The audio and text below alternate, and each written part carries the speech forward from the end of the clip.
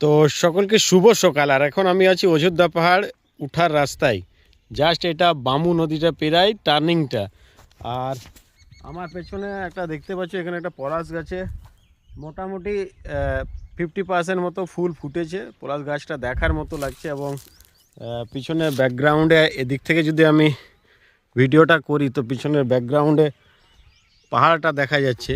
আর এটা আমি পলাশ গাছটা জুম করছি, এটা দেখাচ্ছি যে মোটামুটি পলাশ ফুল এখানে ফুটে গেছে। তো এটা দেখার মতো লাগছে। অযোধ্যা পাহাড় উঠার আগে অনেক ট্যুরিস্ট নিরাশা হয়ে ঘর যাচ্ছে যে আমি পলাশ দেখতে পেলাম না। তো যদি এই মানে সিরকাবাদ দিয়ে উঠে বামু নদীটা পেরায় নিয়ারে এই পলাশ গাছটা আছে।